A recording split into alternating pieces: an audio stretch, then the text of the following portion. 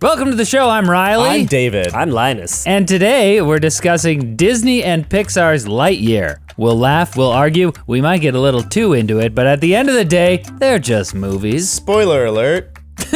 I don't know, 2 spoilers and beyond. That was as boring a spoiler alert as this movie. Whoa! Uh-oh. That was a spoiler in itself. And next week, we are going to be talking about John Carpenter's The Thing with special guests Nick Plouffe, one of the writers from LTT.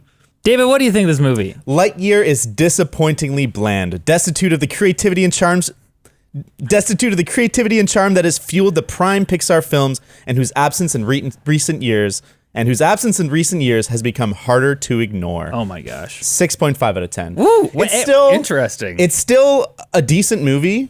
I didn't hate being in the theater. It's just really uncreative in an offensive way. Huh. Pixar is one of the prime creative filmmakers that's left. Yeah. And this one is so boring. I completely agree. I expected your rating to be lower after that slogan, though. There's some good stuff, and we'll talk about it. Okay, but Linus? tell me your thoughts, Linus. Welcome back, first of I'm all. awake. Lightyear is a bland kids movie for kids. The kind where you find yourself half smiling at the first few 90s kid references designed to make the experience tolerable, then you wake up 90 minutes later having missed absolutely nothing of substance. Bottom line, even if they had asked Tim Allen to voice Buzz, he wouldn't have. 6 out of 10. Oh, man. Okay, We have scathing reviews and okay scores. Yeah. Well, my kids liked it. Yeah. Did they? Because you took the whole family, right? Yeah, my youngest couldn't remember what movie she just watched, but she said she enjoyed it. Did they recognize that it was a Toy Story spinoff? I didn't bring it up and they didn't mention it. Really?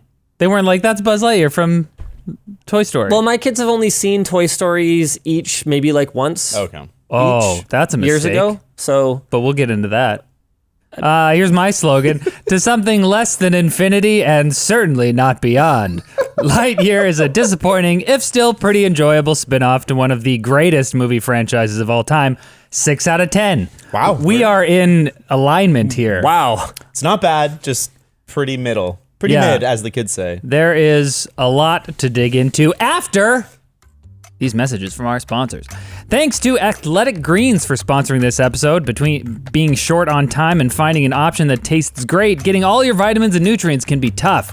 Athletic Greens is here to help. Each scoop of AG1 has 75 high-quality vitamins, minerals, superfoods, probiotics, and adaptogens to help you start your day healthy. It's got less than 1 gram of sugar and no nasty chemicals or artificial additives while still tasting great. And each pack costs you less than $3 a day. And to make it even easier, Athletic Greens is going to give you a free 1-year supply of immune-supporting vitamin D and 5 free travel packs with your first purchase. All you have to do is visit athleticgreens.com/TJM.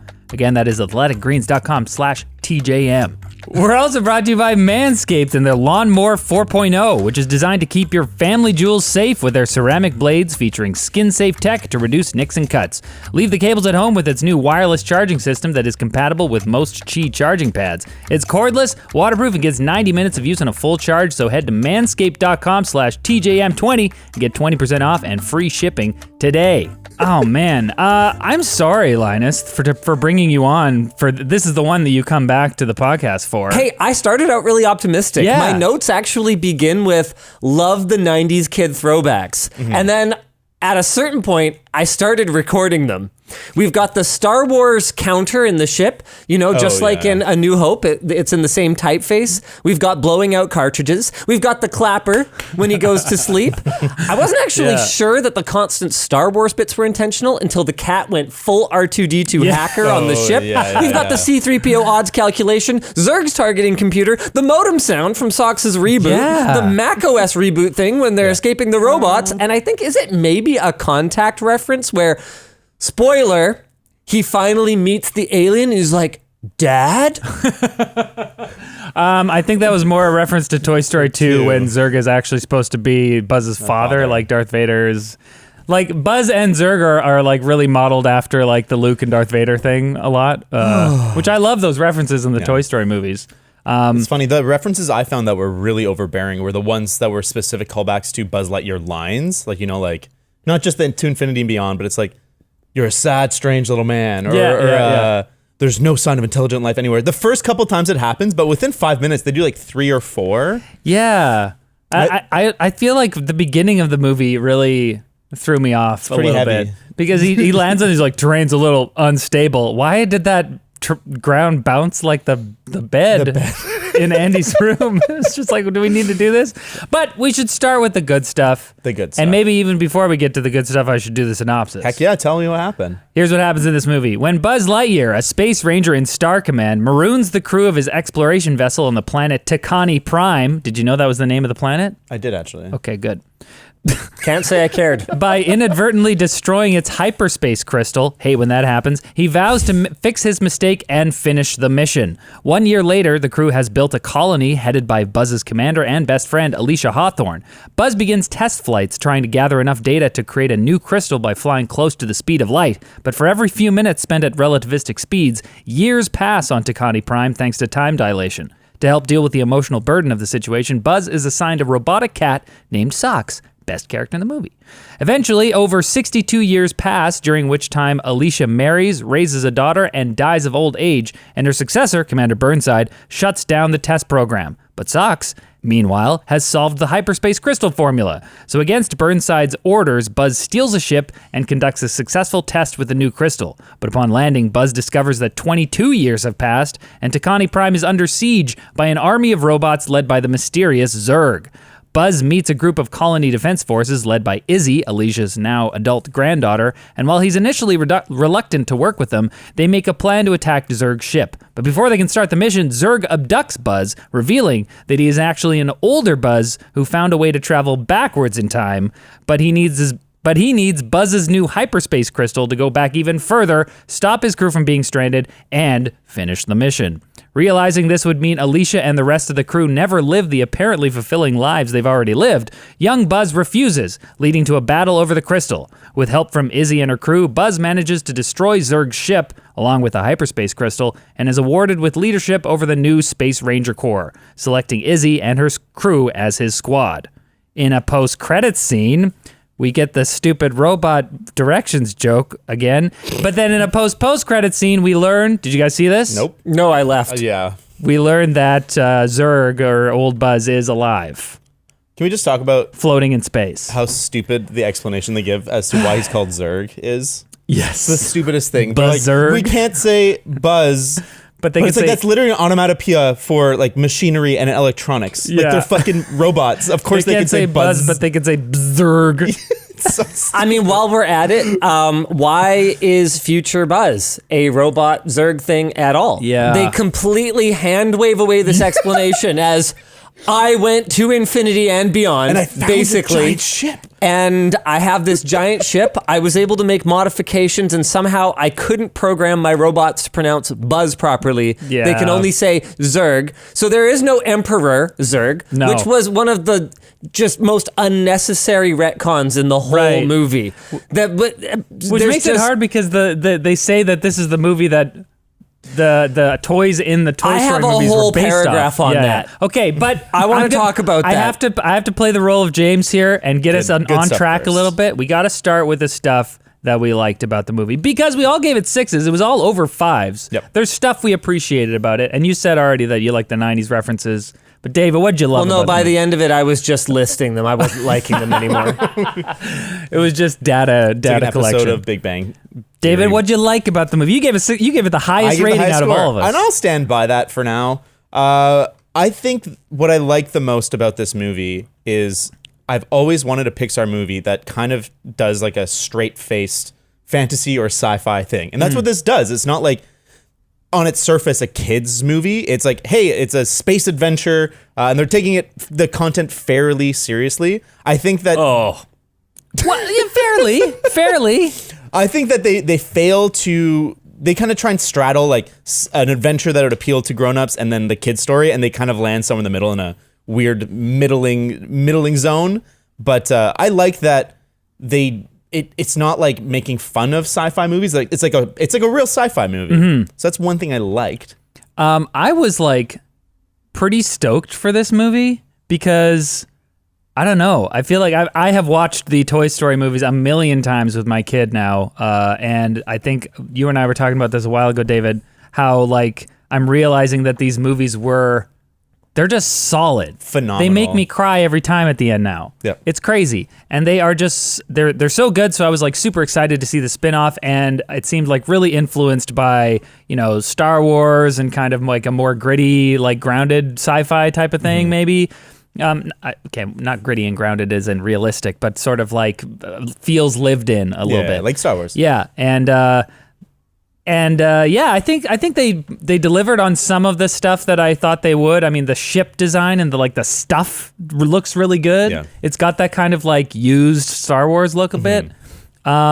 The animation obviously is like It's pretty stellar. super good. Man, the material technology they have now, like the way Socks looks, like his little velvet fur, I was like, Yeah. I can feel it with my eyes. Yeah, and that was the other like really good thing for me about the movie was just Socks.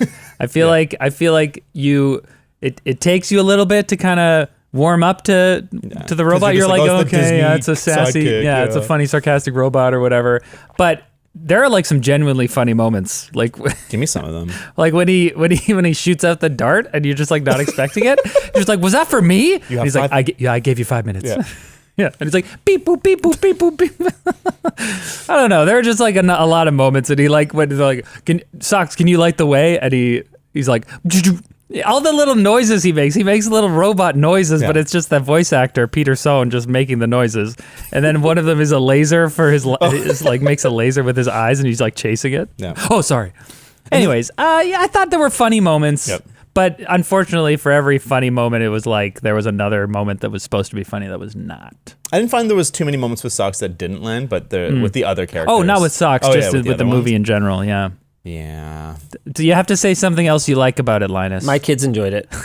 Yeah, they killed in the theater I was in. I went on like a Sunday matinee, and there was probably 40, 50 kids, and they loved it. But the kids are dumb, so. Yeah.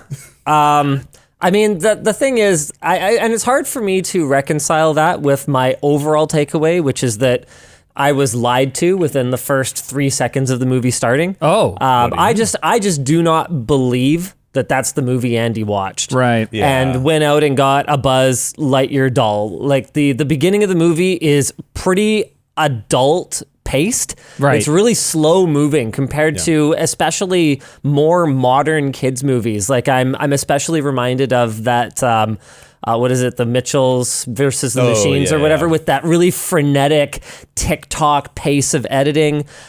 This I really didn't feel that way about. I also just I can't ignore how utterly helpless Buzz is. I wanted to keep track by the time it happened 3 or 4 times of how many times Buzz needed to be rescued in this movie. He's a very unconventional Space Marine hero. And I couldn't figure out, again, retcons. Why does Toy Buzz have so much swagger if he's not a cartoonishly badass Space Marine? Yeah, he never does anything so bad. I did appreciate that it was hard for them to figure out what the real Buzz is like, because we know that.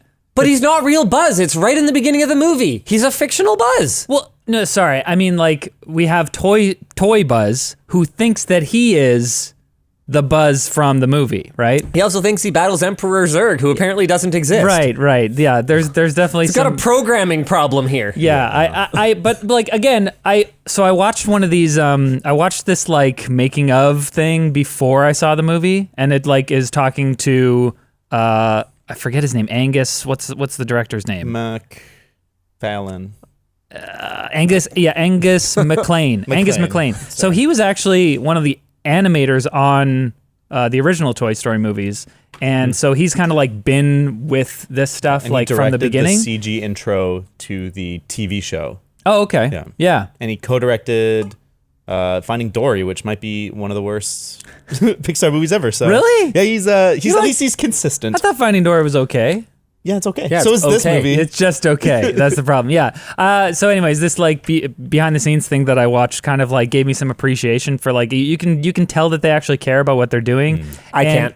Okay. Well, see, yeah, from the movie itself, and that's why it was so disappointing to me. But I'm saying I appreciate that it was hard for them to say, okay, we have Tim Allen doing this like I'm extremely confident and I'm the best space ranger in the universe and blah blah blah, and they're like, okay, we can't have our main character be like that the whole time because he needs to grow, he needs to have flaws, like and because Buzz does that in the Toy Story movies, but it's a different arc. We need to have like a more realistic arc where someone doesn't realize that they're not a toy, or something. So I appreciate that. But there is no arc. He stays the same. No, he learns to not be so self-reliant, to open up to others. But that's the thing is, what do you mean he learns that? He starts it within moments, within the first 2 minutes of the movie, he's getting his butt saved like 2 or 3 times. So why did he ever think he had any kind of self-reliance? I don't understand it. He's a broken person. He seems pretty capable in the beginning. He How? fights off a million aliens. Capable. Also gets his butt rescued multiple times. But I think that's part of his In the growth is movie. realizing that it was never just him. He is just so cocky that he only sees himself. He only sees his own heroics. No, he didn't. Honestly, he was very deferential to his squad leader. Right. What was her name again? Alicia. Yeah, he was extremely deferential to her. Now, I will say, I agree with you. I think that the characterization was really muddy. That's one of my biggest things that I had a problem with. I couldn't tell who he was. Yeah, well, so he's a super butch, confident guy, but also he's totally not from start to finish. Yeah. So it's kind of like revealed in the mine scene. He talks to them about how when he first joined Star Command, he was bumbling and he couldn't do anything right. And then Alicia came in and gave him chance after chance after chance. And eventually he was like, okay, I became a good space ranger. And that's why he has this sort of like inferiority complex where he covers it with this bravado where he's like, I'm number one, I can do it, blah, blah, blah. But then when anything goes wrong, he's like, oh, just take me to the brig, like lock me up. I screwed up. I'm not worth it. I shouldn't be a space ranger and blah, blah, blah, And then she's like, no, you're exactly what we need for this. And then he gets the confidence from her. So I understand that aspect of his character. It was really muddy though. And the way that they delivered that information in that part of the movie, it was just like, it's almost like you could have missed it. Like, no. I don't know. It didn't seem that impactful. It wasn't really that emotional. I think the movie has a really deep structural issue where the landmarks of the story are really unclear. And you're like, wait, this character growth moment has happened. But or they're signaling that this is a character growth moment. I'm like, but they haven't earned it. Like, for me, the big one is when Buzz first accepts Izzy being like, okay, I'll accept your help when they're in like the desert or whatever. But I'm like, there hasn't really been these moments of like building up to it. It's just like they showed us he doesn't want their help, and then he has to help them, and then suddenly she finishes his sentence. Yeah, and I was like, oh, wow. they really didn't earn this at all. Yvonne's the one who brought up that little class that Matt Stone and Trey Parker, or lecture that they gave on storytelling. I showed it to her quite recently, and she just was sitting there going, I couldn't get that out of my head as I was sitting in the theater watching this movie. And the one I'm talking about is where they explain the difference between a plot that is cohesive and a plot that is just a loose sort of series of stuff that happens. Right. A cohesive plot has the words but or therefore between each event so that there are consequences. Whatever happened is affecting whatever is coming next. Lazy writing is when you have and then between each sequence of events. So first they escaped the bugs, and then they ran into the bad robot, and then they were stranded, and then a thing showed up and they weren't stranded anymore. And then, just in the nick of time, they escaped from certain doom. Yeah. And then they went to the ship. And it's so hard to stay tuned into it. 100%. Yeah. I mean, go ahead. I think that there's seeds of good ideas in terms of like the plot. Even in like Zurg, I think they really fucked up on Zurg, but the idea of a mirror image of the hero's worst elements, like that works. And having it be Buzz coming back obsessed with this mistake he made, that works, but they really fail to like tie it in and like really explain and show what that means and like how that affects Buzz. It's just like they tell you it and then you're supposed to feel something tied to it. Like they really just can't bring it all together. This movie really failed to bring everything together. I actually strongly disagree that evil Buzz is evil at all. I think that his motivation as a bad guy to undo his mistake is completely valid. Yeah. I mean, I understand that young Buzz now has these friends and these people who have lived these fulfilling lives, but the movie completely ignores the alternate timeline that could have been and the perhaps more fulfilling lives that these people might have lived. Yeah. And it positions old Buzz as some kind of evil monster for wanting to restore what seemed like a pretty a pretty good timeline. Yeah. I think the movie could have done a good job showing like what could have been, and he sees these visions of him as a hero being given medals, and so it signals that it's really clearly about his ego. Because I think that's what the movie's going for, but it's super unclear, and they failed to make that happen. To me, I felt that same tension, like when Buzz revealed when old Buzz revealed what he wants to do. I was kind of like, why is this so bad? And the reasoning that young Buzz gives is like, oh, but those people, they lived whole lives and they would lose their families. And I'm like, no, they wouldn't.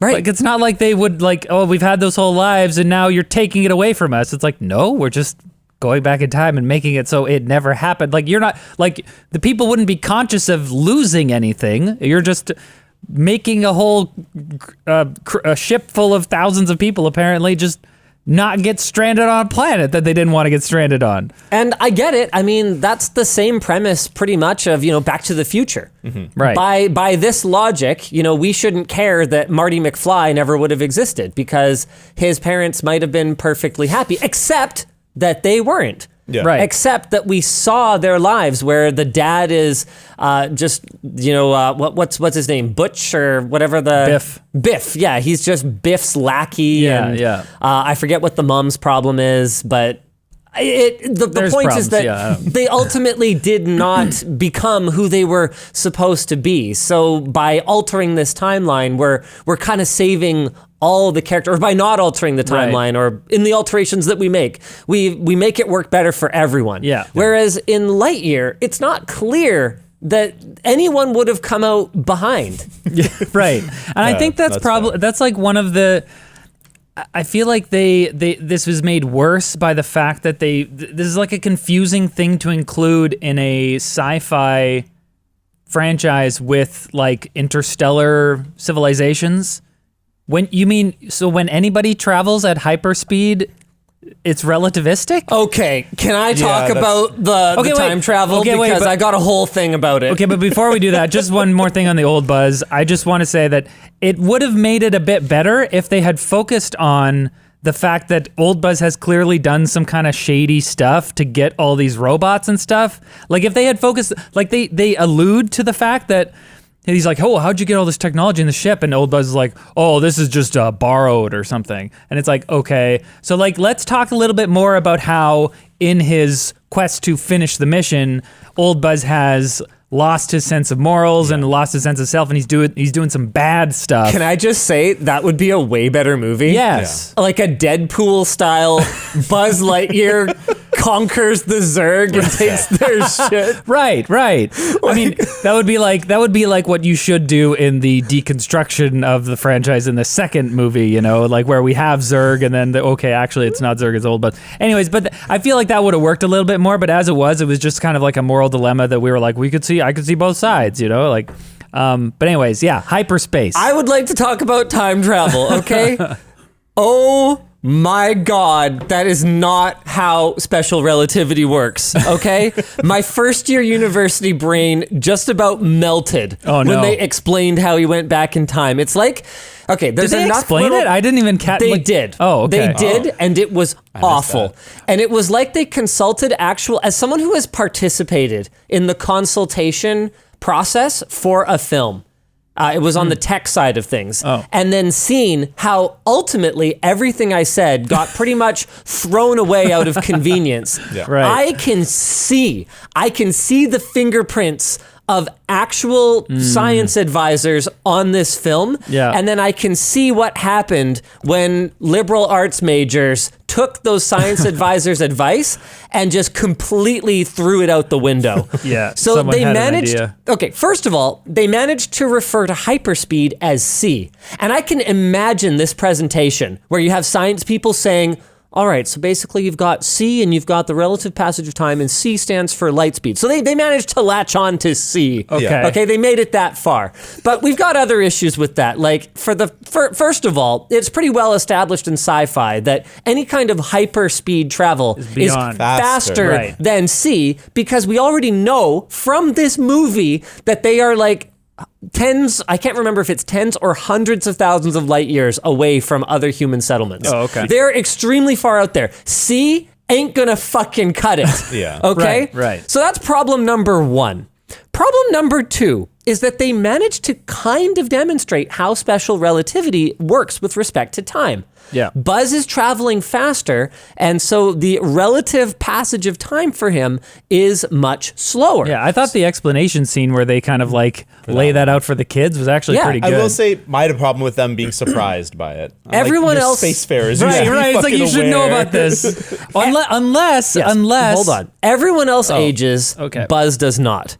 But then things get really stupid. Like, really stupid. Okay? The bad guy is future Buzz, okay? Right? Who learns that by using the crystal, which he can travel forward in time. What? If we can travel forward in He time. goes, yeah. So he completely misunderstands what the crystal is doing. He Right. thinks he's traveling forward in time. You didn't go forward in time, dipshit. Everyone else did. Yeah. Relative to you. You cannot use that Oh, same good principle to go back. Yeah. Wait, Yeah, he's I slowing completely down time. forgot about that. You literally didn't time travel. Wait, this is actually great. I completely missed this. So he It's says that so- he went so fast and for so long that he traveled far into the future. Yes. But that's not. I didn't even pick up on that. Oh Yeah, no, it's like for you minutes pass, and for everyone else hundreds of years pass. No, but Yeah. that's what traveling into the future is. Sort of. We're all traveling in the future right now. That's Yeah, the but stupid he part. travels 10,000 years, and it only takes him 5 minutes. But he doesn't. They do. He just doesn't age. Yes, it's just that Wait, time wait, wait, passed. wait, wait. I actually disagree Wait, with no, this. no, no, no. What? Actually, this does make sense. Yeah, you're right. Yeah, because For him, he doesn't travel for that long, but all of a sudden he finds himself thousands of years in the future. Comments? Let them know. No, listen about it. No, there is nothing to He think finds about. himself thousands of years Yeah, in the but future. he didn't time travel. All he did was age slower. well, yeah, Well, but sure, yeah. That's not time travel. fair. It's yes. by that principle- definition, sure. Yes, But that functionally- that principle cannot help you travel back in time. No, it because can't. he never time traveled. I think No, if you but were to ask, functionally, if you made a time machine, you're like, I'm going into the future. The functional result of traveling at light speed for a long time and walking into a time machine going to the future is the same, right? Yes. So that's why. But- that's why the liberal arts majors got confused. I think how I bet the liberal arts majors would explain it is that basically he's slowing down in time so much and time moves by him so fast, and as he approaches this like terminal speed or whatever, it moves so fast that it stops slowing down and goes past him, and that's how he's going back in time because he's stationary but time is moving past him. That's stupid. if I time don't was dis- moving past him, he would still be going. He would still be. He's staying in the same spot but time is now moving Look, past. we don't have to try and rationalize it It's because dumb. it doesn't make any And the sense. movie The had worst definitely- part, look, Yeah, the yeah, worst yeah. part is how utterly unnecessary it was to add time travel. It rarely improves anything. And in this Yeah. case, it definitely made it worse because the whole reason to add time travel was the giant retcon where Emperor Zurg, Zurg is Buzz from the future. That was not worth it. Which, and I don't mind the odd retcon. Yep. This one, totally unnecessary. All Zurg needed was some random reason to be focused on Buzz. Maybe his suit, or because he's his father. I don't care. The entire rest of the movie would have worked. Yeah. I will say, okay, I'm with you on this, okay? We gave the same rating. Don't forget that, Linus. I will say that I can understand where they were coming from with this twist.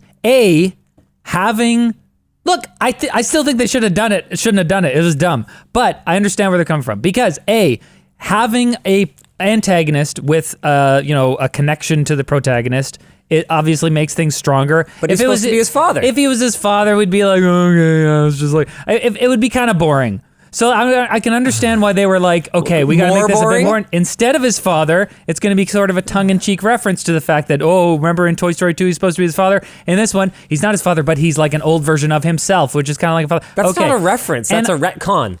To me, Yes, but I appreciate how in the scenes where Zurg is kind of like fighting Buzz and stuff, we get like when he would talk, he'd be like, instead of this, I'm evil Zurg and I'm going to destroy you, it was kind of like just like an old man, and it kind of like harkens back. It like makes you think it's like a sense memory of like this person should be of my family member. They should care for me, but he's trying to destroy me. It had that sort of element to it, and I appreciated that. To me, the part of the time travel plot that works is in the first act. I think the idea of him being so obsessed that he's letting life literally pass him by and all the people he loved die because he's obsessed with this mission. Yeah. There's an interesting concept in there. I think that I think it's really undercut by how much of this movie they showed in the trailer. The fact that I went into this movie knowing that he was going to jump forward in time. I do not watch trailers and didn't. So I didn't know that was coming, and it was still not very impactful. Yeah. They just didn't they didn't lean into it enough. Totally. They finally have the scene where the video plays.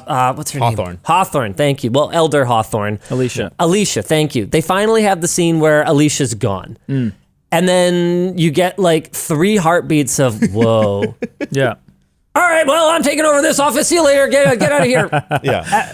You don't really have any time to absorb it. I can see how the creators thought that would work, like to undercut it and make it almost feel more impactful, that like this emotional moment doesn't have the chance to resonate. And it's like, wow, things are really moving past him. But I think they didn't like test this movie enough or something. And like, there's a lot of these emotional moments that I'm like, I felt literally nothing. And that's usually Pixar's freaking bread and butter, man. Yeah. There's usually like, they know how to pull heartstrings. And I think it's tough too, because you see a scene like that and you're like, this would really benefit from giving a little bit more space to this emotional beat here. But then, you know, even though it's too soon to bring in the plucky new commander or whatever, I did like the characterization of Burnside. You know, I think he comes in here is like, yeah, you know, we're not doing that. Oh yeah, that Tesla program, we're shutting it down. We got the new laser shield, and he's like, and Buzz is like, oh no, I can keep testing it, but he's like, no, it's all good, Buzz, we're good. Laser shield. I did laugh at that when he was just like, we got the laser shield. And I liked his characterization. I think that actor was good. Yep. I don't know who it is. I'll look it up. For some reason, that made me think of one of the benefits of this movie being animated. Because watching this movie, I was like, it didn't need to really be animated. That was Isaiah Whitlock Jr. from like The Wire. Oh. And, yeah. Anyways, continue. The mayor from The Wire. Is how the aging process is much better than if it had been live action. If they had like done makeup, I would. Oh my gosh, so bad. And I think there's a few things in this movie that I think are really well done in terms of animation. Some of the space set pieces, like I think the hyperspace is like really. It's pretty much what we expected of hyperspace, but it's really well done. Like when he starts stretching and stuff, it looks really cool. Oh, it's beautiful. When Hawthorne has to jump through space to get to the bridge. The moment where she's flying, I felt that emptiness in a really effective way. Same with when Buzz is on the ship and he's spinning around. It's like that gravity moment. So it's not an original moment, but the way they animate it is so effective. Yeah. That disorientation is so real. Yeah, it's like it's so frustrating because this is a Pixar movie, and they are able to put in these beats that you know should be there in a movie, right? Like they established that Izzy is scared of space, and then she has to overcome that later. Yeah. You know, there are character beats that work with Buzz, even if everything's like really messy and it's not like fine tuned and streamlined. Like, that's one way of putting it. Does he always finish the mission? Does he just break the rules? 80s buddy cop movie style. But like he's not a badass, he's just totally out of control, and also his random crew is totally out of control. I feel like is it a bad thing to always finish the mission? Somehow they managed to defeat tons of these robots that managed to lock down an entire Space Ranger base with like 30 of them around the perimeter. Yeah. What is even happening? It's it's unclear. there's a lot of like inconsistencies. I mean, I will say about the finish the mission thing that I appreciated that the overall arc and overall moral was sometimes you just kind of got to let things play out and you can't fix everything, you know? Like you have to live with your mistakes sometimes and you can do everything you can to make it right, but sometimes you just can't. And so it's like you just choose not to, I guess? Or and that's the right thing to do. Which is why this dilemma was stupid. But the moral is supposed to be, you know, sometimes it's not the most important thing to cater to your own feelings and make yourself feel better for making this mistake because you just have to finish the mission. So here's the problem. I would have been more emotionally invested in young Buzz preventing old Buzz from finishing the mission if I had ended up more emotionally invested in Izzy. And the bottom line, I think I've said bottom line already at least a couple times, but one of the fundamental problems with this movie is it doesn't have a clear protagonist. I think it's supposed to be Izzy, but they sold tickets based on Buzz. What are you talking about? I'm talking about that. I think Izzy is supposed to be the ultimate hero. I don't think she has a way better arc. She actually has an arc. What's her arc? Her arc is that she's afraid of space. She has these gigantic shoes to fill. She's been a failure her whole life. She ends up in this awful junior patrol. She finally gets her shot to be a real space ranger when the Buzz Lightyear literally lands in a crater at her feet. Yeah. And then she screws it up. And finally she has this moment when she's supposed to overcome it. She overcomes it and she ends up becoming a space ranger, and it was on her own bloody merit. And damn it, she did it. Great grandma or grandma. Yeah, Or yeah. whatever. I think she has a way better arc than Buzz. That's a great story. What's Buzz's arc? Well, It's I just like- described it. Yeah, but it's all over the place. It is. It's very It's messy. messy. It's circular. But I that's think not by an arc. all- It's a circle. I think by all measures, he is the protagonist. But Yeah. right, David? I would say so by most measures. Like one when of I his say screen things time- like this, I'm like, I haven't gone to film you're school. let into his inner life a lot more. Like that's one of my criticisms. That I never felt like I was let into Izzy's inner life. Well, that's my problem. yeah. Is that you've got Buzz, who doesn't have a clear arc. You've got Izzy, who doesn't get enough characterization that I care about her. So that was kind of coming back to what I first said, which is that it doesn't really have a clear protagonist. You have who it's supposed to be, Yeah. the one on the movie poster, but then you've got other ones that, well, particularly Izzy is the only other one that I can really look at and go, oh, yeah, she's the one I was supposed to connect with. right. But I'd rather have an Izzy doll at the end of this I movie. want a socks doll. Frankly. Well, yeah, Socks is clearly the Socks is cool. standard designed to sell toys. Did you guys see that they tried to fill in that plot hole? They're like, why doesn't Andy have a socks doll? And they're like, well, it's because Socks. Everyone liked Socks so much that his mom couldn't get a socks doll. Honestly, I've heard a bunch of people say this now, where it's like, as if Andy wouldn't want a socks doll. And I'm like, I wouldn't want a socks doll. He's a freaking cat. but There's a he's awesome. space ranger with like cool wings and lasers and but he's stuff. not that I want- awesome in this movie. Yeah, he's not awesome. I think Sure, I I think just- this. I agree with Linus's point that he made earlier. Where Yeah, Buzz sucks. They failed to make Buzz super cool. Yeah. like I wouldn't have left that movie as a kid and been like, man, Buzz is so sick. Yeah, Mm-hmm. I think that they made a big mistake trying to make this movie have modern sensibilities. I think they should have gone more camp and have him be like a space ranger. Yeah. It's like almost like a Western feel where he's so badass. He's doing Yeah. like quick draws and shit. Did you guys ever see and that the- could have easily, his hubris. yeah. Could have easily, like that's the thing, So easily is fit the that. message of the overall theme of this movie could have totally worked with that. 100%. And would have worked with that. That's why the problem is that Buzz doesn't have an arc. He has a circle. He starts out unsure of himself and needing to be constantly rescued, and ends up being unsure of himself and needing to be No, constantly he rescued. ends up as head of the Space Ranger Corps and actually confident in his ability to work with We other never see people him and do choose it. them.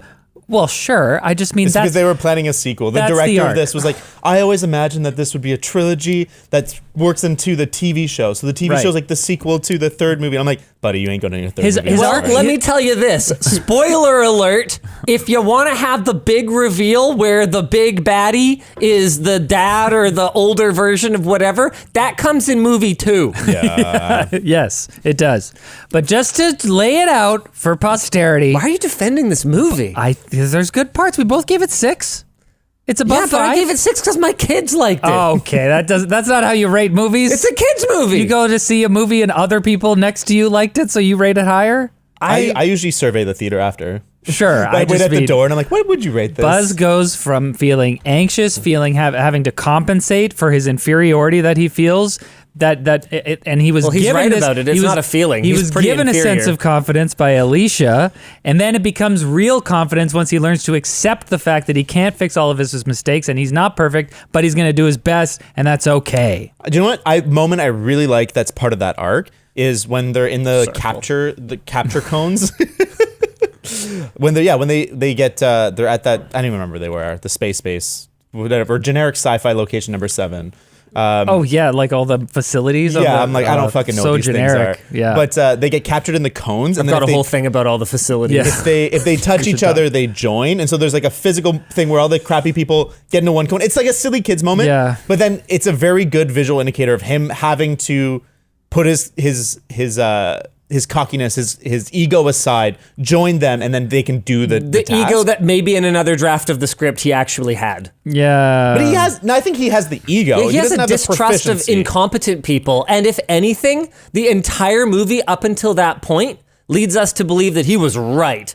They cause so many problems. Yeah. Like the guy whose entire job is to screw everything up shouldn't have been there. That's super confusing why he chooses them at the end, because I'm like, they sucked the whole time. They were awful. They need to go back to training. And that's one of the big problems with this supposed arc that he's going through, where he learns to trust people, is they are horrible. Yeah. Everything they touch turns to absolute shit. Yeah. Okay. All I'm saying is that the fact that his arc was shitty doesn't mean that there wasn't an arc. There's a clear growth in the character. It's just that it was presented in a horrible, confusing, messy way, and it isn't compelling. Like I saw what they were doing, and I saw what they were trying to do, but it didn't work on me emotionally, because I'm like, you screwed this up. You did it in a horrible way.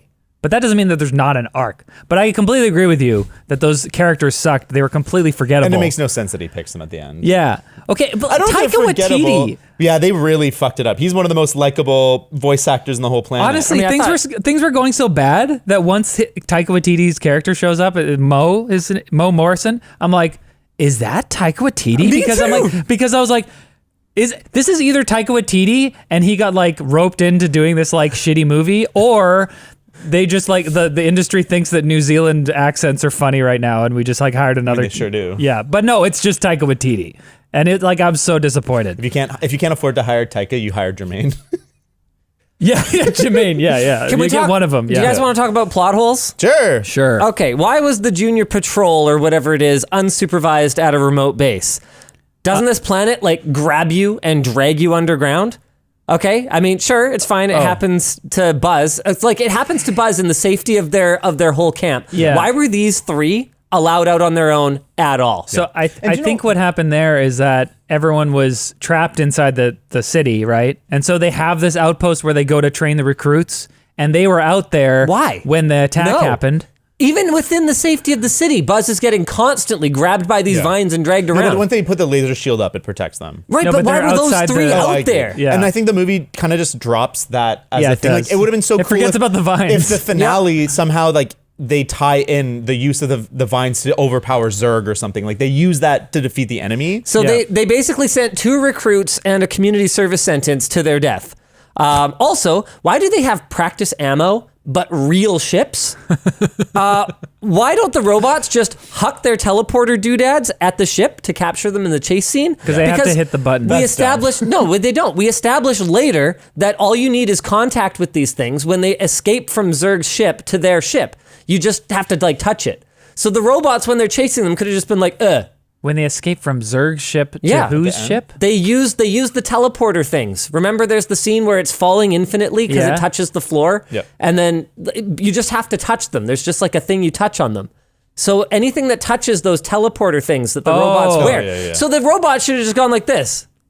Yeah. And then teleported the ship back to Zurg's ship, and boom. That would have been it. Like send an angry email, Linus. I hate it when a fictional universe breaks its own rules. Yeah. Because you are the one making up the rules. As long as you just don't say anything, then I can use my suspension of disbelief powers to ignore it. I'm actually reminded, I only recently watched the second Fantastic Beasts and Where to Find Them. The second one, I'm so sorry. You watched Crimes of Grindelwald. I watched it because I wanted to watch the third one.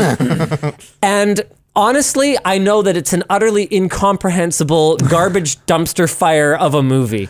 But the worst moment for me, or at least one of my top 3 worst moments, was actually a really, really small one. Newt whips out his wand and goes, Accio Niffler. Okay, you know the little creature that goes around and gets so he's gold trying to or grab whatever, him. right? Is this in the first one? Second one. It's a tiny thing on the surface. But what it did in that moment was completely invalidate the existence of the entire first movie. Because if capturing Fantastic Beasts is as simple as Accio and chucking them into his bag, then why didn't he just fucking do that? 100%. Why did he spend 2 hours chasing them around like an absolute chump? Right. So I mean, if he doesn't do that in the second movie, I can headcanon that away. I can go, they're extremely powerful magical creatures. Or you're just not allowed to do that to living One things. does not simply Accio, a griffin into your bag. Okay, so the moral of the story is lore. When you are literally making up the rules as you go, there is no reason to be so lazy about it. And that's what Lightyear was full of. Totally. Absolute, utter laziness. Everything is just a plot contrivance for the convenience of, and then.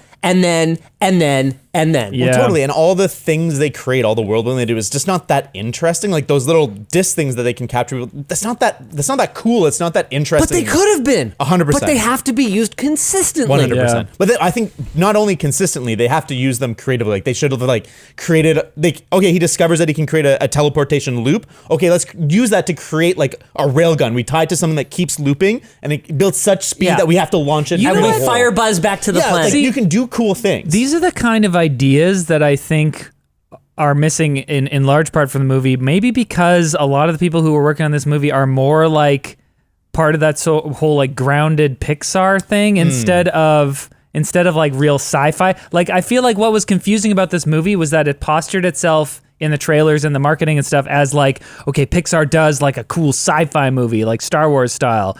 And then you go see it and you're like, oh no, wait, this wasn't made by sci-fi people. This is very confusing. Everything only really takes place on one planet. Yeah. There are like a bunch of rules that they don't obviously get about like the idea of hyperspace travel in galactic civilizations. Like we didn't get any world building about what like the space rangers are, how they fit into the like they're space cops, I guess. And but that like, makes the constant Star Wars references honestly just kind of offensive. Because it's offensive. No, it's clearly just bald-faced pandering. I'm never being offended on the behalf of Star Wars ever again, but yeah. No. What I'm offended by is that you've got people that clearly are not that into it. Right. Just surface level embedding these things going, well, you like this, right? Yeah. Like you like beep beep boop boop and the head spins around, right? Like that's like Star Wars, right? Yeah. But they don't and didn't. It's honestly what's offensive about modern Star Wars is they don't and never understood what was cool about Star Wars. Yeah, they think that like people like the flashy boom boom and the explosions and lightsabers don't actually cut people in half. They just kind of hurt a little bit. And they don't think about the things that like hardcore Star Wars fans are gonna like want to see and like have that consistency in the franchise. They're just kind of like, let's just have some flashy stuff, and I guess the character will maybe learn something, but it doesn't really matter. And at risk of being an actually sci-fi nerd, It just really is. I mean, you've already breaking. gone there, Linus. It's I know. I went there with the Fantastic Beasts thing a little bit, but it really does take me completely out of the movie when I sit and I go, oh, well, why didn't they just do that? Mm-hmm. Yeah. Because all of a sudden there's this so far non-revealed power or gizmo or doodad, and I just kind of go, well, you just wasted 20 minutes of my time because we could have just jumped straight to this, and then you could have done more character development or world building or some more, and then sequences of events. I don't care, but do something. Some cool action. Like you think of the intro of Toy Story 2, it's like better in every single way than every part of this entire movie, where it's like he has to use his brain to problem solve and do stuff. Like all the action in this movie, Buzz isn't overcoming through like intelligence or problem solving. It's always just like, drive fast or like luck. I can do it. Yeah. Just try harder. Like even, so in the intro in Toy Story 2, there's that scene where there's like 10,000 little robots, and then like the robots come to their shoulders, and then the little robots come to those shoulders, and it's like, oh, and like how does he beat it? Oh, he has to go and dive and hit the crystal. And it's like a prism, and it shoots and kills everything. Like that's fun and clever. That's what people want to see, and I feel like there's a scene in I think it's Toy Story 3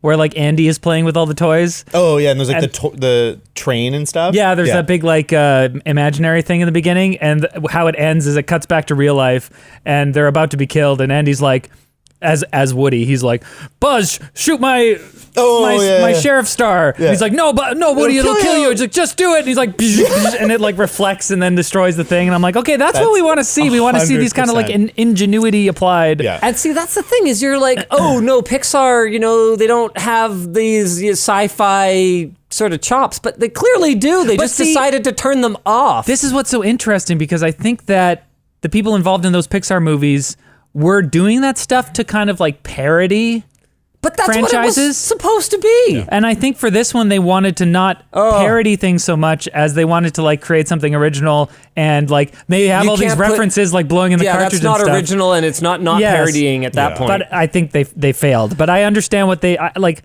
I don't want to say that these people are horrible because I saw these interviews with them and they were really trying. They could be nice people, but they shouldn't make. They were just incompetent. They were trying. I don't even think it's incompetence. I think that they were probably on their personal level trying to aim for a very self-serious movie, and I bet leadership at every step was like, no, we got to make sure kids like this, and so it landed in that middle zone of like not really being that great for anybody. That's very possible. I don't think I think they tried to make a serious movie, but they just don't understand how to because the time travel thing is just utterly broken. Yeah, utterly broken. Everyone, I'm looking at you because I don't really care about movie industry contacts. So you guys can hate me all you want. Everyone who was involved in this movie, top to bottom, had an opportunity to not sign off on that. To go, whoa, that's not how movies work. Problem. You have to raise flags. I raise flags here all the time. They don't always get listened to. Well, everyone had an opportunity to say, look, this was totally broken. I'm sure there's like 100 people that did. I haven't even brought up my biggest problem with the movie yet. Oh boy. Buzz Lightyear never actually says to infinity and beyond. To infinity finger thing. What? Yeah. For Toy Buzz, it was clearly a character catchphrase to say the whole fucking line. Yeah. I have never seen a toy that co-opts half of someone else's line. This is your biggest problem. For a now with real voice. No, it's my biggest problem because it's really important. Yeah. Because they took the character that was Buzz, this action figure, and they couldn't even manage to make that one defining characteristic that he was Buzz Lightyear to infinity and beyond. Yeah. They couldn't even make him encompass that. Yeah. They couldn't even make him say the line because he was too crappy to say that line. Yeah. We should have Linus on just to be like the hyper lore head that I am. Yeah, that I'm like half of that sometimes. I'm not even a hyper lore head. I've seen Toy Story maybe like 3 times, and the last time I saw it was probably like 6-7 years ago. The reason I say that is because we've had this conversation on the podcast a few times about like how important is these kind of like lore details that you're bringing up, and like internal consistency with the universe and all that stuff. How important is that versus story? Unfortunately, this movie kind of sucks at both of them. No, but you can. But like the lore isn't everything. Like I can see something like that, and I'm like they screwed up here, and I can acknowledge that. But there are the other things that work with the movie. Unfortunately, everything doesn't really work with the movie. Lore consistency forces creative storytelling. So in a universe that has a reasonably cohesive set of rules, we could say maybe the first like 5 or so Harry Potter books or films, whichever version of it you prefer. And I know I keep coming back to Harry Potter, and the reason is that you don't have a ton of, Lord of the Rings is kind of all over the place. Honestly, I really don't like the way that the movies have it so that at the end, basically they were going to die, but then Giant Ghost Army is just like, okay, well, why didn't we just go talk to them in the first place? Like right. These are the kinds of problems that I have. Yeah. Is when there's a nuke button, it kind of makes you feel like, well, and in Lord of the Rings, it's like, wow, that was like 9 hours of my time you wasted when we could have just had Aragorn go talk to the dead guys and they could just go and clean up everything. Well, no, anyway. The reason he couldn't do that is because he hadn't fulfilled his like prophecy to really become king. And so they don't listen to anyone but the true king, and he wasn't true king until that moment. Anywho, the point is that these kinds of things force you, by sticking to a set of rules, they force you to tell the story creatively. So I keep coming back to Harry Potter because at least for the first 5 or maybe even 6, they are reasonably consistent about things. You cannot conjure something simply out of nowhere. It has to exist somewhere else. Using magic requires intense concentration. That's why not just anybody can say Avada Kedavra and the other person falls over. The intent matters. Yes, they have kind of an explanation for how things are supposed to work in this universe, and it makes them do things that are more creative. Yeah. I think I completely agree with you about like, okay, if you set up this like good lore system and you stick to it, it can lead to creative storytelling. I think something that I've said before is that I want that consistency. Like, I'm kind of the guy on this podcast who cares most about that probably. But at the same time, I think I'll acknowledge that when other elements of the movie are way stronger, they can make you forgive and forget those consistencies. Like you don't, like, it's still bad when they're not consistent, but if like the other elements of this movie were so good, if I was like crying at the end because I was like so plugged in to Buzz's emotional state and his arc and his journey and the journey of the other characters, if that was so good, then I would like forgive these inconsistencies about hyperspace and all these things a little bit more. But because the other things don't make me forget that, I mean, that's how suspension of disbelief works, but right? You're describing based on a true story, right? Where there are some factors that you cannot change. Like, you cannot change that the Miracle on Ice, the U.S. hockey team wins. Like, if you change that, then that's just stupid. Go Russia. Right? Yeah. You know, right? So if there were things that the writers simply cannot change, then I get it. Well, You're it's not right. that they can't change exactly. them. So fucking change it. Well, it's hard. Get creative. Well, in this case, it wasn't. It wouldn't have been hard. I agree. I think I agree with Riley where if the movie's so good and reappropriates an idea and does such a good job of integrating it, I have a little bit more room for forgiveness, but there is no reason for them not to have Buzz say the line. And also so ultimately I agree with what you're saying, Linus. I'm just saying that lore isn't the be all end all is all I'm saying. Then why bother watching the previous movies? Well, especially a movie like this where the whole point is to it's like a standalone almost. It doesn't. No, I just mean in general. Oh. Why bother? Why bother watching it?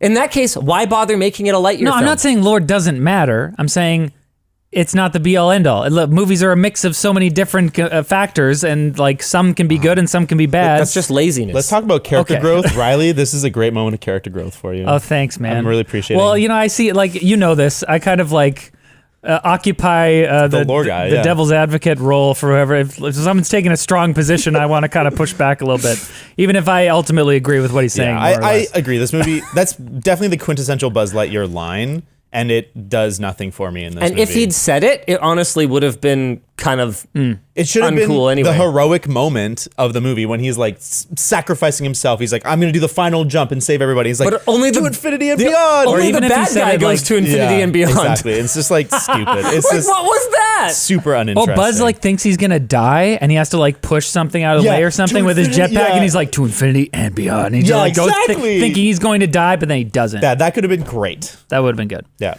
Yeah, I Same wanna like talk you think about of that. Iron Giant. Like you think like Right. like you are who you want to be. Superman. Yeah. Like that's I a saw you line. tweet that. I know. I love that movie. Yeah. And you have a moment like that. I want to talk. I mean, so what are some things that we think this movie could have like, even big structure movies? Like, what did you think this movie was going to be in terms of like going in? Like, I mean, I have an idea. I thought that it was going to be like a bit closer to the animated series, Buzz Lightyear of Star Command. I loved that one. Did you guys ever watch that? I loved it. So that was like, much when it I was a such kid. a good series, a serial adventure of like Buzz and his crew of misfits. He had 3 crew members who were kind of wacky. I didn't even know they retconned this. I was not even aware of this series. This was like So the we bigger, got more retcons. Yeah. Beautiful. I love it. I mean, it's like a different thing. It's actually not even on Disney Plus because Disney doesn't want to acknowledge it because it was like part of the home video section, which was like separated off from the movie section. Anyways, it was a great series, and I thought it was going to be a bit more like that, where we have Star Command, and there's this core of Space Rangers, and Buzz is one of them, and he has to go through an arc of like learning how to be a better Space Ranger. Really? So- You mean something that actually kind of makes sense for the character? Yeah, How yeah. about that? Well, even like what a missed opportunity. When you do animation, you can do such wild different species, and it can be believable. Whereas when it's live action, like it has to be a full CG thing, and they're interacting with it, or it's just a humanoid in a rubber costume. There's no species in this. Like, what a fucking boring choice. I gotta say, it was very Zerg. Yeah. Zerg. Excuse me, I mean Buzz. I was Buzz. confused by so stupid. the animation style because we have Buzz as a toy. He's got this ridiculously huge chin. And they're like, okay, hole. now we have to make animated characters, but they kind of still look human. And so every other human character in the show has like pretty normal proportions. And then you look at Buzz and he looks like he's got a tumor on his neck. Like, are you okay? That'd be funny. It actually didn't bother me that much in the movie, but like when I first saw the images, I was like, that looks grotesque. I will say I like that animation style a lot better than what Disney and Pixar are heading towards. Like they're trying to make everything so cute. And I'm like, I enjoy things that aren't just like designed to be cute. Like Pokemon. Like I prefer Gen 1 Pokemon because they're not all like cute eyes. You know, they got a little anger in their eyes. Right. I need a little more exactly. edge. Exactly. Yeah. They're like, this is a cute animal that might kill me. Yeah. Did you really feel Encanto was too cute? Because that's the most recent Disney film that I've seen, an animated one. I think that one works because I want to talk about, Let's talk about it. Well, I just want to talk about other Disney films Yeah, and where because this fits this year in. we got Encanto Which is and alright. Turning Red, which is a Pixar Much as well, better. that both released as Disney Plus exclusives. Both of those movies are better than this movie. Yes. And this one went to theaters. Have you seen Turning Red? I haven't, unfortunately. Turning Red Is awesome. is so good. Like, The premise is better. the I know first that time, much. The first time I saw it, I was kind of like, okay, I can see why they made this a Disney Plus because it's like it's a completely original concept. It's kind of like it's got this sort of like Disney thing where they do like they talk about a certain ethnic culture a lot. You know, like Encanto was about I don't even know what that Colombian. was. Hispanic, Colombian, South American, and Turning Red focuses on Chinese Canadians in Toronto. And so I'm like, okay, I can understand that sort of has like a little less broad appeal in terms of like it's things that you want to put into theaters, I guess, so that I can understand why they did this. But at the same time, it's a travesty. It's horrible because Turning Red was so good. Encanto was okay, but still better than Lightyear. Lance, what are your What the thoughts hell were they doing? on Encanto? Spoiler alert for Encanto. They chicken shitted out at the end. Of I don't know, Encanto? man. Yeah, of Encanto. They pulled the same problem with Harry Potter. Same problem with, oh man, what was one of the other ones that I saw that just offended me at the end? At the end, they should have not had their power. The real power should have been the power of family and community. Right. And that those superpowers were supposed to be a stopgap. You can tell. You can smell it when you're sitting in the theater and you go, yep, that's where the executives came in and shat all over what was supposed to be the real end of the movie. Because there was an earlier version of that script, I fucking promise you, where they do not get their powers back. And you could tell the movie was basically unaltered from that state, except that they go, they got him back after all. Happy ending tears. Run, Paul, got him. And that really took so much of the emotional growth that the grandmother figure and the granddaughter figure were supposed to go through. Because A, that happened really suddenly, like immediately. They clearly cut some runtime there. Yeah. And then B, when all the villagers come together and they help them rebuild the house and not as good as before, but darn it, it's your guys' turn to support us. That was supposed to be the meaningful message at the end. Yeah. And you don't need the powers. The powers aren't what's important. And then we've got, and then we don't learn the lessons we're supposed to learn. So I forget any of the names. There were so many characters in that movie, but the strong one. I remember Bruno. The strong one is don't talk about we don't him. talk about Bruno. So the strong one was supposed to not need to rely on her strength anymore, but then Yeah. at the end she's hauling big things around again. But I've learned to relax. But what Did you? Yeah. No, did you? Did you really? No, you Seems didn't. like the same problems are going to come back. Yeah, That's what everyone, exactly. Over-reliance. They learned nothing. Yeah, I didn't. They were definitely like. I'd say the movie overall was weaker than I would expect from a Disney movie, but Other than that, I thought it was pretty strong. yeah, I don't like the music. better in than that movie. Lightyear. Really? I feel like I don't I'm like tired of Lin-Manuel Lin-Manuel. Miranda. He tries to fit every word into every sentence, like not just like a lot of words, every word, and it's exhausting to listen to. Yeah, I didn't really enjoy it that much in the theater, but then my kids got super hooked on the soundtrack, and now I love it. That's fair, Wait, you saw Encanto in theater? Yeah. Oh, it did go to theaters. Yeah. but it also was Disney Plus.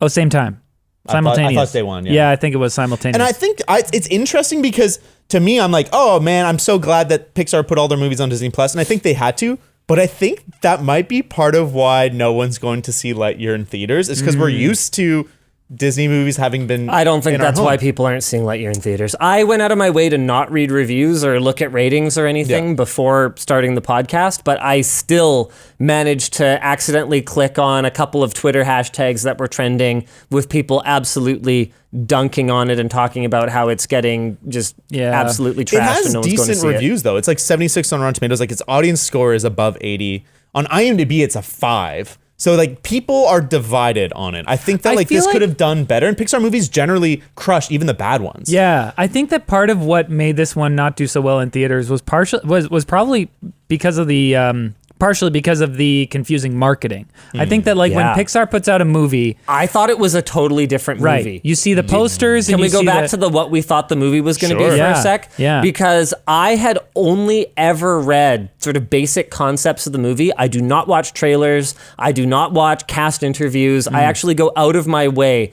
When a trailer comes on for a movie that I might, like even 20% chance I might see in the theater, I will either sprint out of the theater and go wait. I'm actually one of those people. I love that. Or I will pull out my AirPods, put on noise canceling, close my eyes, crank my music, and make sure I absorb none of it. That's kind of messed up. No, I like it. You know what though? It has led to some of the most enjoyable movie moments for me ever. Okay. The moment when Hulk shows up in Thor Ragnarok. Oh yeah. What I hadn't even seen a movie poster.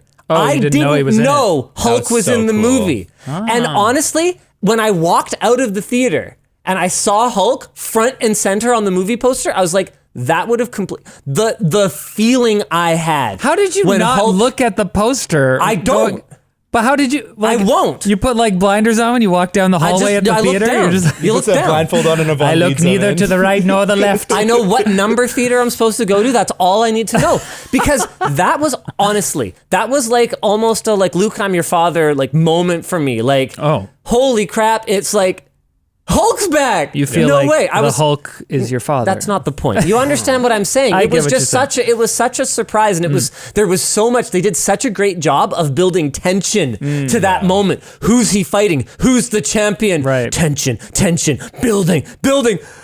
It's you. Yeah. And that would have been. And Thor's so happy. I would have been, and they spent so much time on it that honestly, knowing from the poster, I would have felt like that was such a waste of time because I'd have gone, oh well, it's Hulk. Yeah. Right? So no, it's really important to me to not know what's going to happen. Well, that's good. So I agree. all I knew about Lightyear was that it was supposed to be, I knew from the recasting that it was a different voice actor, and the justification was that Lightyear was the real Buzz that the toy like cartoon Thinks he character is. Yeah. was based on. Yeah. So I actually thought it was the real life story of the real astronaut Buzz Lightyear, who then got fictionalized into like a toy. kind of like if there was a TV series about the adventures of Buzz Aldrin.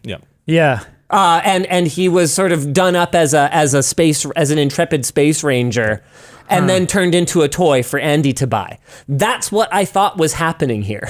Well, but a real life astronaut wouldn't fight against evil Emperor Zurg. No, but a fictionalized version might. Have you been to space? I mean, look, Buzz Lightyear. But like a fictionalized version, I always assumed that it was like there was a TV show or something. You know? Why is he called Buzz? Well, because for that's Buzz Aldrin. For Buzz Aldrin. For sure. So what I thought was that this was the story of the Buzz Aldrin of Andy's universe. Like it was like an actual space adventure, and maybe it's in a slightly fictionalized universe or something. Like I don't know. But I thought the premise was that Buzz, the action figure, was based on a real life figure. See, I think a mistake, another one of the many mistakes they made in this movie is making it explicit that this is the movie that Andy saw that made him want the Buzz Lightyear. Like if they just said, hey, so you know that Buzz Lightyear toy? This is a movie franchise that we're starting up about.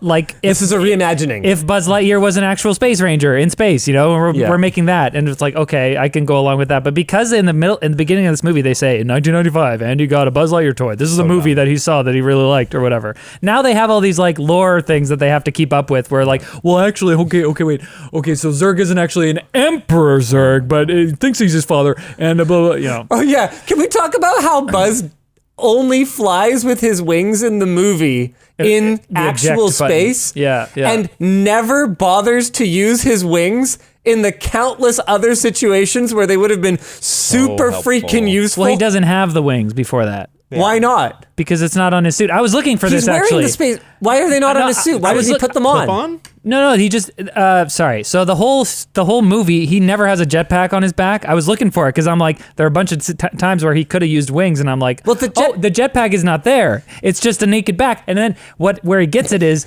in the ship. He pulls the eject button, and then the ejector seat in the ship puts the jetpack on him. So That is the mechanism. in Toy Story 1, And then in the the end, wings are clearly an integral part of his Yeah. suit, and he clearly flies all the time. Linus, were you watching the movie? Yeah. The wings and jetpack were at the end. I know. When they get the new suit, it's part of the suit. What new suit? They get new suits at the end of the movie. Yeah, but it's not a new suit. It's a his- completely new suit. It's like glossy. Oh, at the very, very, Yeah. very Very end. end. Well, Yeah. that's stupid because Toy Buzz clearly has wings. Yes, he does. Yes. All the time and expects to just use because them. the toy's based off the suit he gets at the end. I love this You would movie. never- It's such a good movie, and I you think would it never do that. It requires defense. If you are trying to sell toys, you create a character yeah. that is based on the toy rather than the other well, way there's around. definitely going to be other toys that don't have the jetpack. Yeah, and he got the variant that none of the kids. Yeah, have. there were so many variants in the Buzz Lightyear aisle of Buzz Lightyears. We have nighttime Buzz, and we have underwater Buzz. Glow in the dark I will Buzz. say, Like Batman. My small, Color change Buzz. the smallest problem I have is that the ship that Buzz comes in, they showed at the end. Like, Yeah. that package. I'm like, that's a way less cool ship than his first ship. His Wait, first they ship, showed at the end. Oh, yeah, right. it's like the shuttle. Oh yeah, that's like his ship. That's the ship he arrives in the cargo box. SR01 That or one whatever. sucks. That one Yeah, it sucks. looked dumb. But what is it? XL1? The X-Wing one? Yeah. That one's sick. That looks sick. That would look really good. I love that I ship. like that one too. Got me hyped. Where do you guys think this lands in the Pixar canon for you? 'Cause Oh. I have my rating. I can't even remember every Pixar film. It's definitely better than Cars because Cars is garbage. I don't have think this Cars is. above it. I don't Cars isn't as bad as you think it is. Yes, it is. Cars is Cars- pretty bad. I couldn't keep watching It's it. I like think I a got 6. I got like 20 minutes in and I was like, this is really bad. Nah, Cars 2 is really bad. This is like a Pixar movie made for middle America people who are into NASCAR, and I'm not into NASCAR, and I'm like, I'm out. Fair enough. I didn't even want my kid to watch it. I just can't stand Owen Wilson. Kerchow! I've seen some people trying to fit this into the Pixar canon, but like I don't think it's. Sorry, canon? No, I'm not Canon. talking about the canon. You're right. There's a theory that all Pixar films take place in the same universe. Well, I mean, it does. This takes place in the Toy Story universe. Right, but it's like a movie that Pixar characters would see. Yeah, and he sees it. Yeah. I don't think this But the is- events of the movie don't actually occur in the Pixar universe. Originally, that's what I thought it was. I was like, this is like set here in we the go. year 3000. Is there a theory? No. I haven't heard it, but I like to imagine that Toy Story 1 is actually the year 2997 instead of 1997. What? And that's a dystopian future. This isn't a video. I'd much The prefer entire, that. all the Toy Story movies actually take place on a human colony on, on I a much planet prefer other that. than That's Earth. why. Well, they're not even human. They're weird aliens. Have you seen the way they look? They don't look like humans. They In look like case you're humans in the watching, later in ones. case you're listening to the audio version of this podcast, here's the face I was making while David was explaining that. They still can't see your face. Yeah, I'm making noises though. I'm helping. okay. That's not a real theory. Okay, but I I'm like the gonna idea. name movies that it is better than. Okay. Okay. It is better than Cars and Associates, and it Cars is 3 is pretty good. okay. I don't remember Cars 3. I might not have even watched it. It's better than Cars 1 and 2 though. Yes, and it's sure. better than The Good Dinosaur. Yes. I think That's it. I think I the think Good I put it Dinosaur better is than Finding Dory. I give Finding Dory a 6.4. And I give Ellen this a DeGeneres 6.5. kind of saved Finding Dory though. I don't know, man. She was still likable then. Having seen Finding Dory a number of times now, which I guess maybe invalidates my feelings about it because I'm familiar with it. But I don't know. I never hated Finding Dory. I thought it was all right. I don't hate Lightyear. I do you- didn't hate it either. Why do you I- want to kill a enjoyed it. defenseless fish? Why do you hate them so much? I think one of my problems with Finding Dory is that I don't know, it's kind of, maybe it's a spicy take. It feels weird and uncomfortable that they retcon her to have a mental disability to explain her memory loss. Oh, so it's like 51st date syndrome here that you're not liking just the whole like. Well, it's like, it's fine, But but it's like is it- clearly, I don't think it was a mental disability in the first one. Like, it was Really? kind of just like a quirk. Is it a retcon? I mean, And then they make, I don't know, they that's pretty bad memory. I think that's an situation. expansion on Maybe. what happened as opposed to a retcon. Like, Yeah. retcon is, no, he's not his father, he's him. Yeah. But he went forward in time so fast he went back because time is a flat circle. Well, I Oh am man, the if they furthest said from, that would actually make it a lot better. Yeah. If they're like, so you see, time's a flat circle. That'd be great, better. I don't know. There's something about it that feels very Disney executives being like, here's our chance to talk about like our movie about someone with a mental disability. Yeah. And that's my guard comes up. But yeah, I can see that. Finding Dory to me is a 6.4. This is a 6.5. They're pretty close. They're both pretty messy. Okay, I think we're at the point where if we have any nitpicks or hit picks, we should get them out because we haven't done the segment. Sure. Do you have any more? Nitpicks. I have a couple. One of them is the narrating gag is never funny. Not once. Oh, where he's like Oh. mission log. Yeah, I'm like, I get it. Yes, I watch Star Trek, but Yeah, the way but- they call him out on it, I'm like, He should have a mission log. There's Yeah. nothing wrong with that. it's not. I That's kind of actually like a it. thing like captains do. Yeah. But I think that like the joke is that he was this bumbling guy who was a failure, and then he was brought up to confidence by Alicia. So now he's like, I am the most space ranger out of anyone. So he's like dictating to his mission log even when he doesn't have to. And I kind of liked that. I liked that he was doing But it. why doesn't he have to? It seems very necessary. Yeah, that's what Well, I'm I saying. think that it's necessary to a certain degree, and he does it more than he needs to. I also like I mean, I didn't love it, but I smirked a little bit when Zurg is like narrating to himself as he like yeah. retrieves the crystal. He's like, buzz to Magic mission log, blah, blah, blah. I was like, okay, that's a fun kind of little nice. turn of it. Yeah. I think this is part of the problem of like, what do Space Rangers do? But at the end, when they're like, we're reinstating the Space Rangers to do what? What are they going to do? They're stuck I on this. still This don't is know what's what so to do. confusing. Yeah, this they're is still like stuck here. This Also, is that like a- city is so small. Yeah. How is there this entire Space Ranger force? Where are all the farmers? Yeah. well, it's been 100 years. Right, so you'd think they'd have some farmers. I think the farmers are out in the fields. Where? What fields? I don't know. We didn't see that. I mean, we've got that these was a weird big, bases, but they Yeah, only that's a felt the big need to problem. put the laser dome around the one city. It's Yeah, well, where they the have rich people all these live. other mining facilities. Yeah, I mean, I think that was a big problem with the movie is that we're told that these people are living their lives. We're told that they established Yeah. this big giant colony and people are living there, but we never really see the on the ground reality. Yeah. And so when he has this. When he refuses to join Buzz and he says, no, people have lives down there and it's a whole thing and it's so great. We're like, is it? I haven't seen that. Yeah, all we've seen is the Hawthorne It was family. just told, not shown. Yeah. Speaking of told, not shown, the character whose only defining trait is that they can take any three things and make a bomb out of it, they never actually do it. Oh, Dude, she makes a bomb at the end. Yeah, but it doesn't end up working because they end up just having to pull the thing and make the thing drop on them. well, that's the bomb. Isn't That the whole problem. It's- situation, she made a bomb, but that whole situation was stupid Yeah. because it was like so contrived. It's like, okay, it's a bomb. They'll step on it. Oh no, stepping on it won't work. We have to have a big weight. Okay, now we have to go up in this thing. It was just like, this is too just complicated. Hold it. throw it. Just throw it at them. your defining trait being able to make a bomb out of anything is just stupid. That's again like arts major. Well, this stuff is dangerous, therefore it can explode. I thought that was okay because she's like a Ugh. convict and she like was obviously like in prison for like blowing stuff up. I don't know. No, she was in prison for stealing a ship.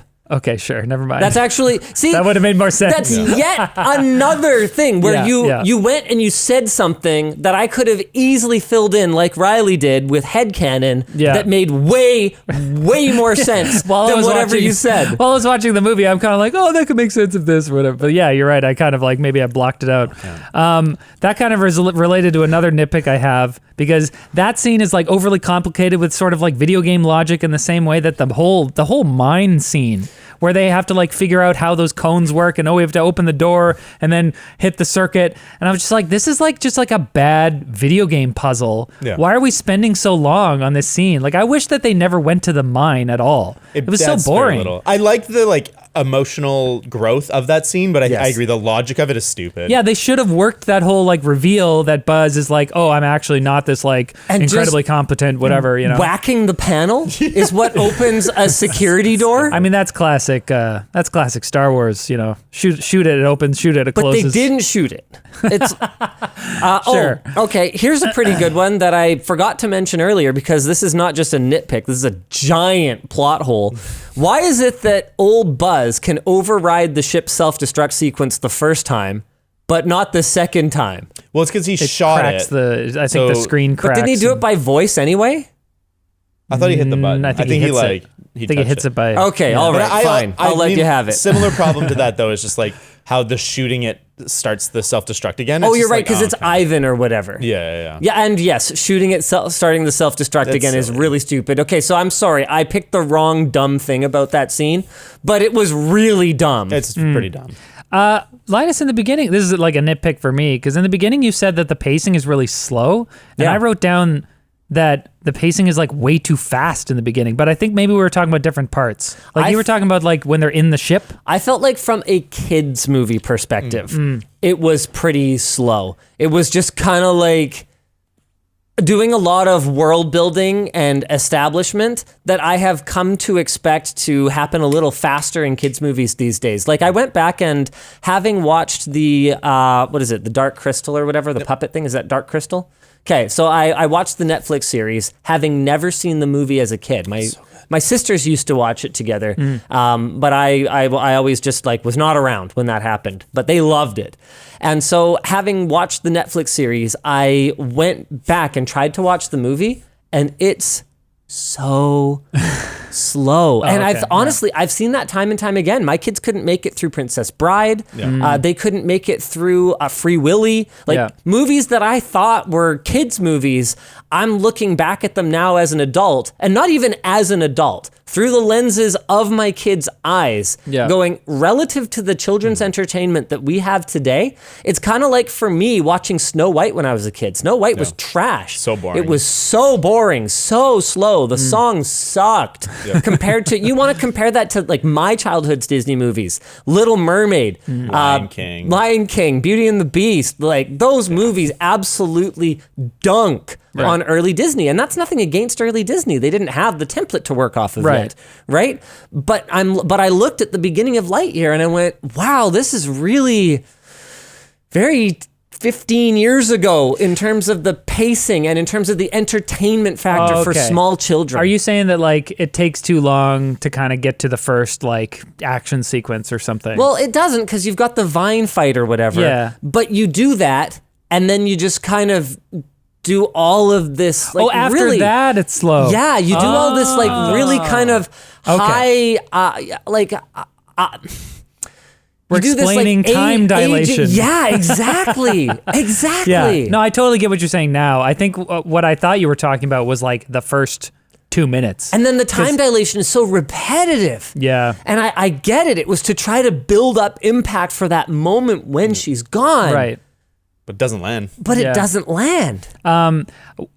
For me, the nitpick is more that like the pacing in terms of the overall like dialogue and then the actions, and we have a problem and then we solve the problem in the first like 3 or 4 minutes is like way too fast. I hate that intro. Yeah. That first 5 minutes, I was like, I hate this movie so much. The thing is that's sticking out to me is when he's like, look at the recruit, and he's like, no, if I look at him, he's gonna do the sad eyes again, and I don't want to do the sad eyes, and there's like, just look at him. Sad eyes have to do with anything? Yeah, so and then we do, weird. and then it's like it's supposed to be this funny moment, and Why it's not is he funny. sad? Yeah, what are sad eyes? It's like I was like, that sucks. I was so disappointed when it first started out because I'm like, this could have been like a great intro if you just kind of just slowed it down. But like, it's got this, I call it the Gilmore Girls problem, where dialogue just happens too fast. It's like character 1 speaks, character 2 speaks, character 3 speaks, character 1 speaks. It's like boom, boom, boom, boom, boom, boom, boom, and there's no like pause between any of the lines. At least on Gilmore Girls, the dialogue is witty. Oh, right, exactly.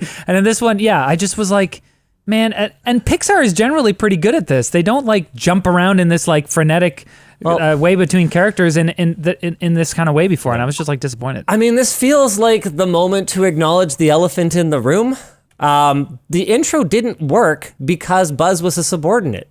The whole thing with the recruit and all of that I work alone stuff only works if he works alone. Yeah, it's like, I'm better off on my own, he says to the person with him on the mission. who trained him from a bumbling recruit to the bumbling space ranger that he is today. Yeah. And I'm just sitting here going, well, this is clearly a scene that made its way from the very early concepts of this movie when Buzz Lightyear actually is a badass space ranger into the version that we got where he's just kind of a wimp. Yeah. Sucks. I have a couple more hit picks. Give me some hit picks, baby. When he's hijacking the ship and the MPs are looking for him and he's with socks or whatever, and they're like, someone's in the XL1, and the person's like, our readings are showing someone's in the XL1. What are you doing in there? And he is like, hey, this is just the cleaning crew, and we're just doing routine cleaning, everything fine here. Yeah, I was like, Star Wars. This is like Han Solo on the Death Star. Yeah, that was a good cute. moment. It's It cute. worked for me. And then another good moment was when he's like, oh, your mother and I used to finish each other's sentences. And she's like, oh, yeah, that's cool. And they're like, all right, let's go. And he says, finish the mission. And she says, I think he says, finish the mission. And she says, gonna make some robots cry. It's like, no. Oh, okay. Yeah. I don't know. I laughed there. Yeah. My final hit pick is the way they do the reflection from inside the mirror when he's like looking around, which is a callback to Toy Story 2 or 1. I guess 1, when Buzz is actually looking around. And I was like, oh, that's cute. And it's not like too loud and in your face. But then they do it 2 more times. And I'm like, oh, you should have just done it once. We get it. We get it. Yeah. Not a terrible movie. Not a good one. I don't have anything else to say. He didn't about have his Lightyear. wrist-mounted laser until really late in the movie too. I noticed that as well, along with the jetpack. Honestly, I thought I would have been fine. Pretty handy. I would have been fine if he got that for like one scene and then got rid of it, because he broke. He kind of like in the movie. He had it and Or then he in Toy lost Story. it and then he got it back and then it was like, I don't know. And I thought it was weird communicator how he broke. had these like elements of the Buzz Lightyear suit, but they weren't actually part of his suit. Well, I and don't like know, it's weird that this tiny colony of a few hundred people can make a better, more cutting edge Space Ranger suit than like the home base. Well, where there's but there was thousands of just scientists. There was just everything. I mean, honestly, that was the point where that was one of the points where my brain just completely turned off. Yeah. When over the span of like, what did they say, like a year? Yeah. They build a full. They build this full-fledged like science facility, and I was sitting there going, well, obviously the big ship is designed for this is what it's designed to do. wherever they land. Maybe. Well, actually, it was never really clear what the big ship was for. Well, this is thought it what was makes that. no sense. It's an exploration vessel, but at the same time, it also seems like a full-on colony Yeah. ship. Like, we're going to send a ship into unknown space. We don't know what the hell is out there. Yeah. Oh, we found a random habitable We're gonna planet. take a detour. But we're also going to, like... Oh yeah, it's a unilateral decision. Let's go. Normally, yeah. Well, I'm going to bring thousands of people down. Like, normally when you send out an exploration vessel, you're not also making it a colony ship. Like, Yeah. you send a colony ship to something you've already explored and you confirmed is habitable. You don't just, like, send hundreds of people out with families. We're going to start living on, we don't know where. Maybe we'll find a rock. Like, it's just what? It doesn't make any sense. Yeah. And also, yeah, like this whole suit thing, their manufacturing capabilities, it just seems you can manufacture an entire colony and advanced spaceships and suits and all this stuff and weaponry, but you can't recreate the hyperdrive? Yeah. Like, you'd think they'd have the formula. Why do they have to have a different formula? Also, it's, Like, what? is it You didn't have weird? that written down somewhere? Isn't it weird at the end that they're like, oh wow, we lost the crystal, but they still have the cat that formulated the crystal? Like, it's not. They didn't lose because shit the all. cat. What? I forget. There was it some reset at some contrived, point? stupid reason. It's like that the cat had, like, he crushed the computer, and so the computer had the formula, but Socks didn't. That doesn't make any sense. The cat's like a. Yeah, I know. That's Cat's a stupid. computer. Also, I know. There's also like Stupid. security footage, and it's not like they're that precise. It's like 7.5, Yeah. 2.2, like the video footage of a spacefaring like security system. You can probably And see you'd think that. maybe like the canister would have the formula on it. something. Can I just say I loved that the very first formula number was 69. Oh, I was didn't even it? notice. Oh, that's Nice. That's awesome. That's for the parents. Yeah. All right. I'm it? done dunking on this movie. We've been going for a while. We're not even going to do any of the other sections, I don't think. There are Linus, other is there- sections. I've said everything I had to say. It was a bad movie. Linus, is there anything that you're currently playing you want to shut out? playing or watching that some piece of media you're like, I'm excited to talk about that? Yeah, I didn't think so. we can. I am still moving. There you go. Yeah, I hear you. So just getting out to see this movie was an accomplishment. Yeah. The kids had a great time though, and 2 out of 3 remembered what movie they watched. 2 out of 3. Oh, 2. I thought you were rating it 2 out of 3. That's how you rate movies now. How many of my kids like the movie? 2 out of 3. That's what it gets. Yeah. Well, they all liked it. Yeah. That would be a 6.66 repeating. One of them just couldn't remember that it was the Lightyear movie. I hear that. I feel like this is the kind of movie that in a couple of weeks I'll be like, what happened in this movie? Yeah. All right, guys. Thanks for coming, Linus. It was great having you back on the Carpool Critics podcast. Hey, throwback. You just retconned the name of the podcast again, or is it called a re-retcon? I don't know. I don't know what James says at the end every time. Twitter, tweet at us. Tweet at us at TJMPod. Or if you want to send us an email, hello@carpool. They're just movies.ca.com. And also other things. See you later. Bye-bye. Love you.